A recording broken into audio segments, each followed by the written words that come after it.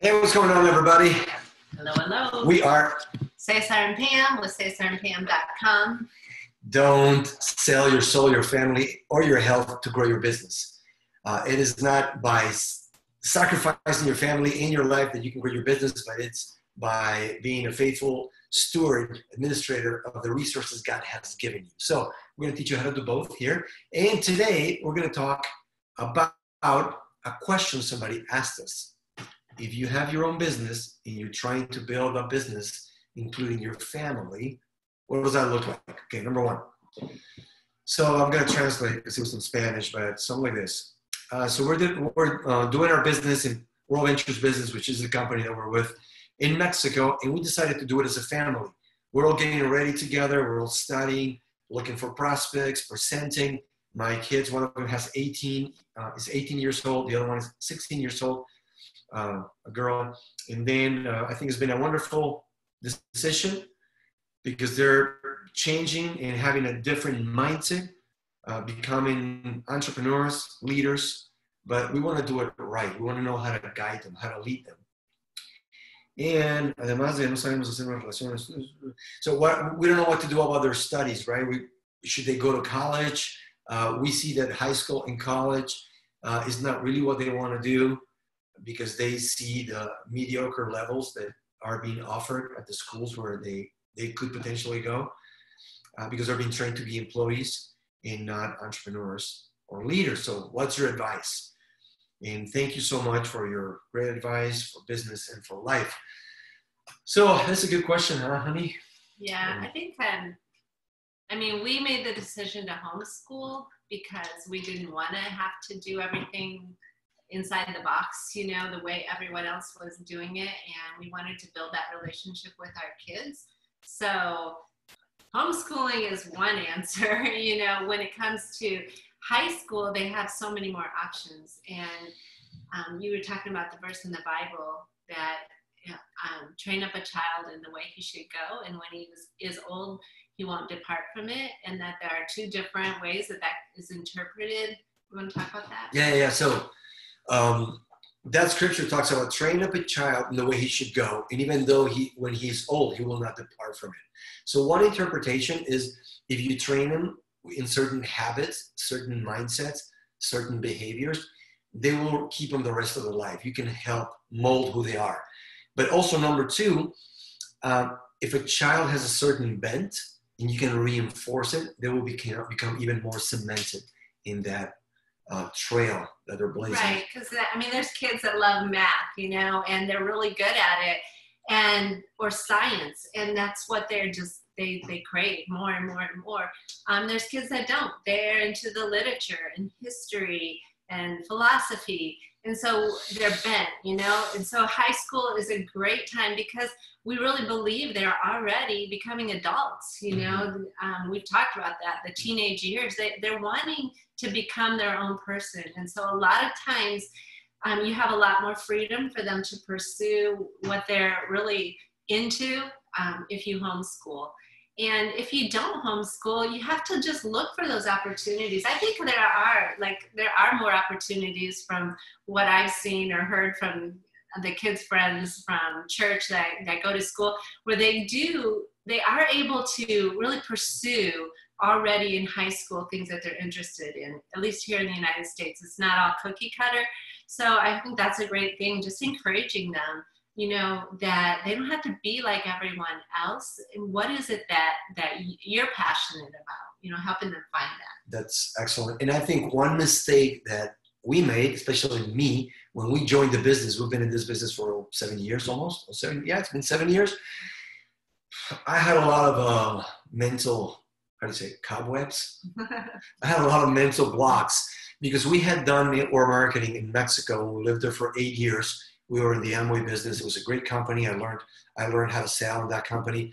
But after we were not able to succeed and we moved back to the US, to the Dallas area, our hearts were broken because I thought, I thought I was going to make it big and it never happened. But I was grateful for what I've learned.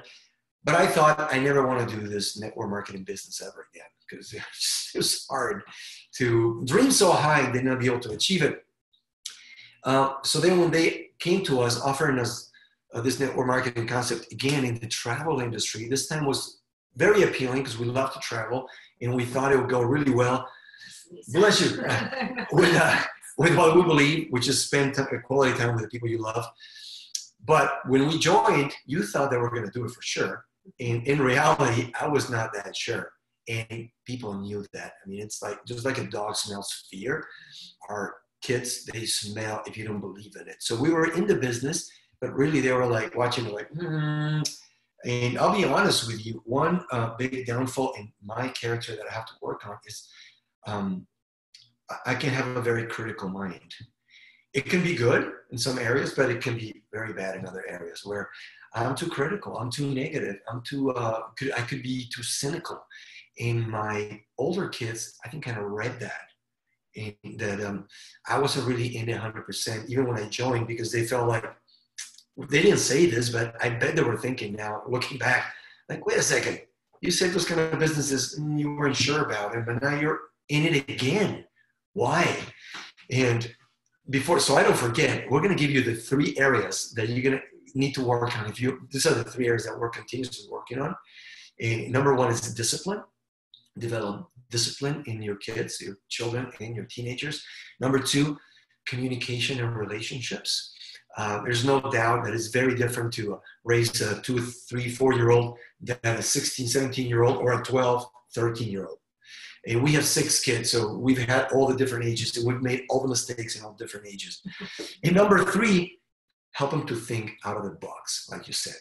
All right, so we're kind of all over the place already, but I just wanted to give a little bit of an introduction of, I think, we wanted to do that, to work the business as a family.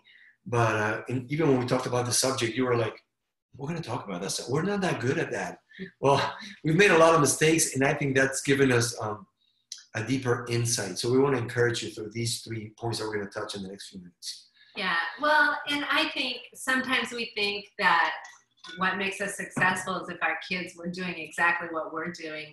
And that's not true. You know, they're going to find their own way. I think creating disciplines like the discipline of reading, you know, that they would love to read, that they would be wanting to investigate and grow as a person, creating those habits from the time they're young, doing that together.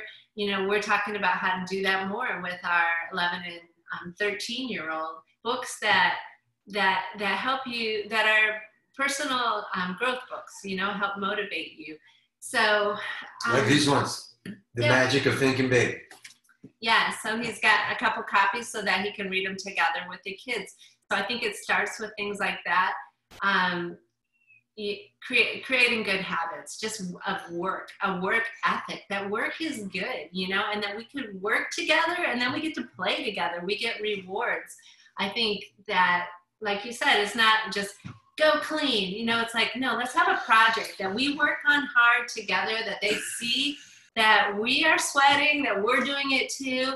And then afterwards, you know, we go swimming or we get ice cream, that they see that there's a reward to hard work and that we can work together. So it's not just jump into, okay, we're going to work a business together when they're older, but start from the time they're little, like the projects that you have around the house, working as a family. I think that's something that we can do better at, you know?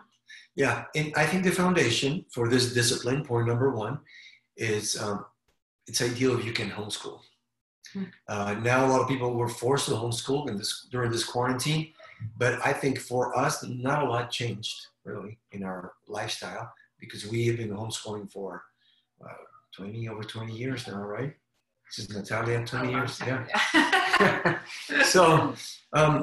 So work with them together, like you said, and that's, I think, I failed a lot to being too hard on them when they're young, and then as they get older, expecting perfection, expecting for them to do it as much as I wanted to do it, and pushing them too hard. They kind of damage a relationship that we have to work, and we have to continue working at restoring right now.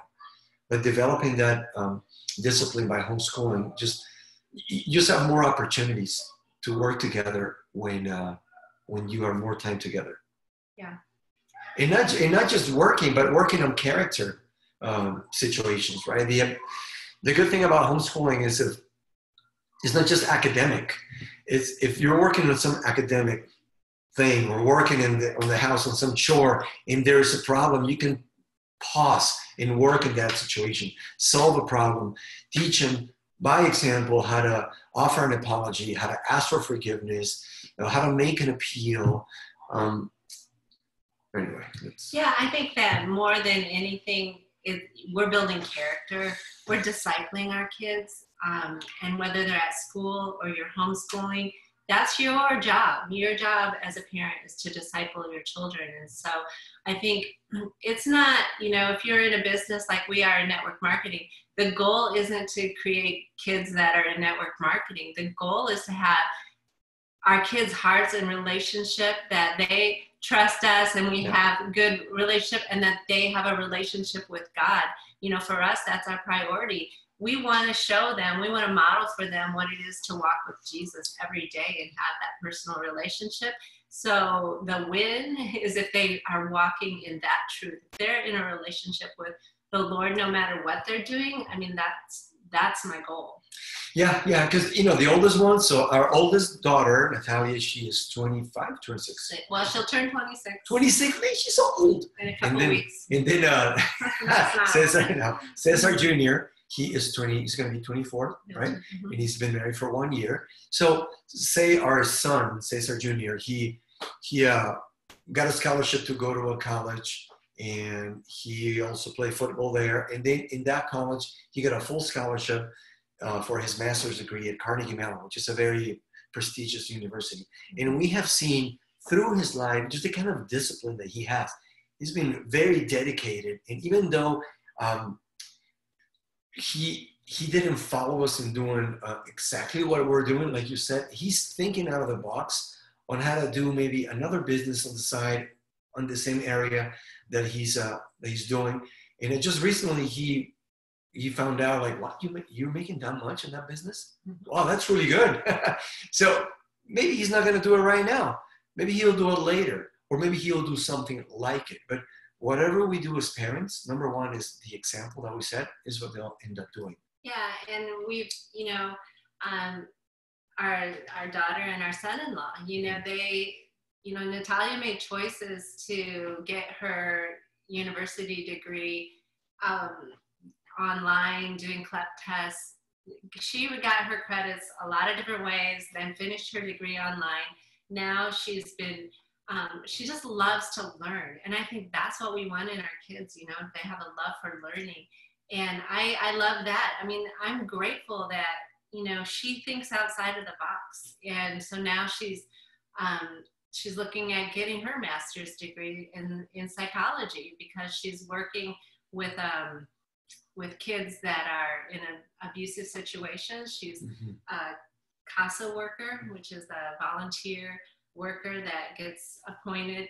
The court appoints them to work with kids, find out the situation where they would be the safest, what's the best plan for them, works along with CPS, So her heart, she's just always looking for, I don't know, I think she thinks outside of the box. And so definitely, I think that's success, that they find what they're passionate about and they feel the freedom to pursue that. They don't see, just that they have to do things the way everybody else is doing. Yeah, Ian, her husband's Zach, same thing. They're building an online business together, and it's exciting. They're thinking they're not going a traditional route. That's what I tell all of our kids. We have 6 kids. The older ones are 20, 16, 13, and almost 12. And our 20-year-old, he has a job and he's doing college online. Unless your teenager has a very specific path that they want to follow, I mean, I don't necessarily think college is the number one way to go, just because it becomes so expensive and is maybe not helping them explore all the possibilities, unless they have a specific path they want to pursue in that college. Yeah, I know that in our society, it's super normal for the parents to feel the responsibility that we need to pay for our kids' education. The obligation. They feel obligated to pay for their university education. And I felt that pressure. My parents paid for me to go to college, and then I left and went to do missions work, you know. But when we were raising our kids, he would tell me, I don't want to do that, like, because I want them to own it. And I think we've been talking about how teenagers they're young adults, they're adults, they want to own their lives. And so I think it's been good for our kids. And there's a balance. It's not that we don't support them or ever want to help them financially, but like, because it wasn't like we're paying for everything, just choose a school. They really have thought through, like, what is it they really want? And I remember when Cesar Jr. wanted to play football, and all of his friends were going to camps in the summer so they could get recruited. And we looked at it and we said, that's not going to work for our family. But if that's something that you want to pursue, pray. I mean, like, pray and work hard and see what opportunities open up. And so, you know, I think we can't just always gift it to them. We think people will make you feel like you should, you know, but if it's a little harder and they have to work a little harder and figure it out, I think it's better for them. Yeah. The philosopher Confucius said, raise your kids a little bit cold and a little bit hungry. It's something good about them wanting something and having to get creative to get it, right? And figuring out how much they want it and what they really want, you know. I mean, it's taken our 20-year-old, you know, he's had to own his education, his university, and he's decided to do it online because he didn't have a specific, like, passion for a certain career, a certain degree. And so he's just like, well, I think it'd be a good thing. I'm gonna finish it. But then he didn't have any motivation. Yeah. And he's had to work, and it's been a character building time for him. He's finally just, like, owned it. And he owned it because he was paying for it. And so we were just, like, hands off, like, as far as being on him. But now he actually asked us for some accountability, because during this time when he lost his job with the quarantine, he's wanted to get more done, and he has. You know, he's finishing classes every week online, and he's feeling proud of himself, and we're super proud of him. Yeah. So the 3 points, right? Discipline. Number 2, communication. And number 3, helping them to think out of the box. So somebody asked us on the other Facebook Live in Spanish, what do you do with your kids? How do you teach them to love learning? Because homeschooling is teach them to love learning for life. Reading. What would you say? How do I teach my kid, whether a 3-year-old and a 12-year-old, to read? Well, I think it starts by you having a love for reading, for literature. And I know for me, children's literature has been a love for me. So I've invested in having a library at home, finding really good books. I mean, there's a lot of books that are like junk food, you know, and if you need good lists, there's Sarah Mackenzie with the Read Aloud Revival. She is a great person to follow. I know when I started homeschooling, Sally Clarkson, she's still a great person. Her books, they have book lists, you know, of good authors. And when you find good authors, then you can find a lot of good books by those same authors. And that's where we started, you know, just finding what would really feed their soul. Because, you know, they make friends when they read a book. They identify with somebody's weakness, somebody's strength. Character. Yeah, they learn with them. They learn about honesty, integrity, about relating to other people, about being hurt, about overcoming. You know, things that you want them to learn, they're going to learn from good books. And so reading aloud to them every day. I mean, that's my goal with my boys still. My almost 12 and 13, we have a book that we're reading, and it's a book that they love, you know. So what's the difference between a junk book, like a junk food book, and a healthy book? Well, the healthy books, a lot of them were written before 1950, when the world, our society valued the biblical principles and, you know, integrity, honesty. Yeah, there's a lot of books written that, I mean, I remember Natalia reading one from the library because someone was recommending it, and she's like, so dumb. This is so dumb. It was like oh, the boy-girl relationships and the girls gossiping and fighting. And I would say that's fluff. I mean, it's like How old was she? things on TV. She was probably 12, 13. And it was like, there's so many books like that. You know, I'm not saying, I mean, my boys now, I let them choose some books at the library that I'm like, okay, you know, like they can read it like that. It doesn't take a lot of thought. And it's okay to have some of that, but you need to have some that go a little deeper. Sometimes there are little books that might be a little harder to get into as they get older. As far as children's literature, I mean, there's just so many good books, and there's so many that are just like, you know. But if you need book lists, you know, let us know. I can send you good people that have great book lists. So here's now for the 12-year-old. Somebody asks us, oh yeah, my 12-year-old. You got to find out what they're interested in. You know, our 13-year-old now, he's interested in World War I and World War II, any books about the wars. I mean, this started a couple of years ago when we go to the library, and I'd be like, whoa, where are you going? And he was in the nonfiction section, you know, getting all these books on war and just studying them and reading them. And now, so this is a comic, but it's excellent. Yeah, these Treaties, graphic trenches, novels are mud really and blood. popular Yeah. right now for boys. And Excellent. And there's a lot of history in these books. I read one. It was so good. I did.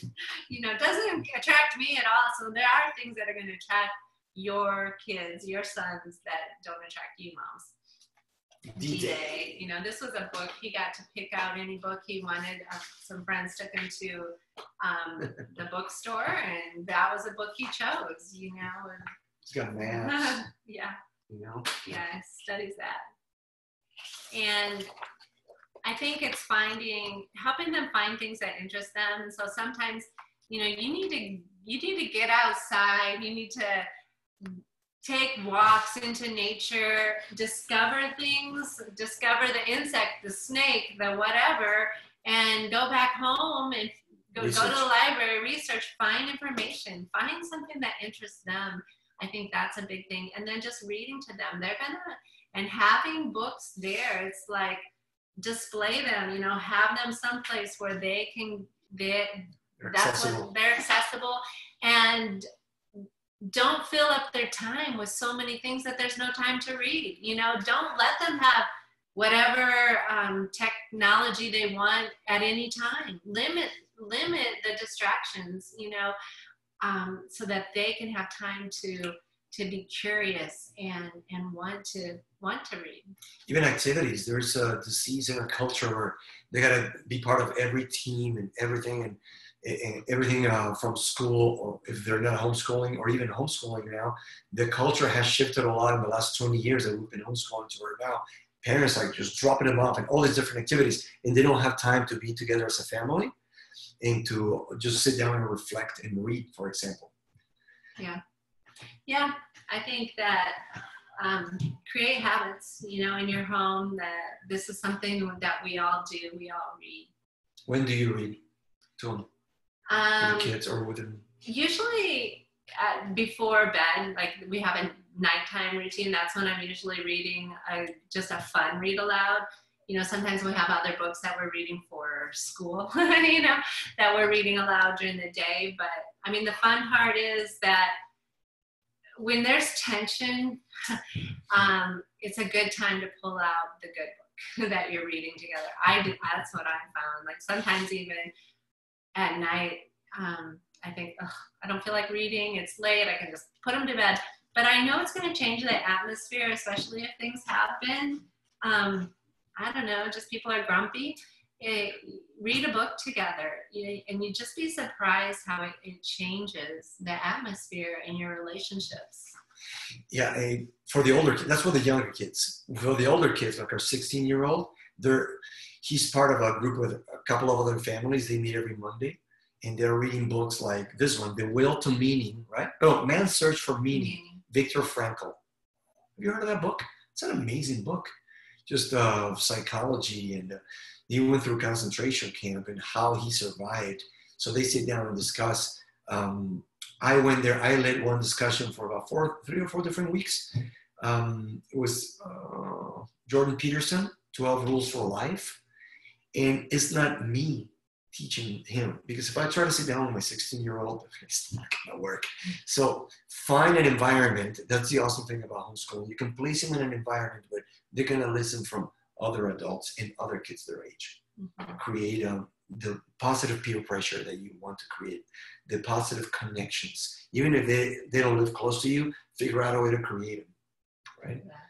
Yeah, and when you homeschool, it can become part of your curriculum as they get older, books that you want them to read. And I think it's a habits that they create that's really going to shape who they become. And it's the habit of reading their Bible in the morning, spending time. I mean, I'm not going to be able to control that when they leave our house, but my prayer is that a habit has been created in their life that they would be missing, that they would realize, I'm hungry for God's word, because I used to get fed every day, and maybe it's because I remind them still, but there'll be a time in their life where if they aren't doing that, I pray that they'll be hungry for the bread of life, for God's word.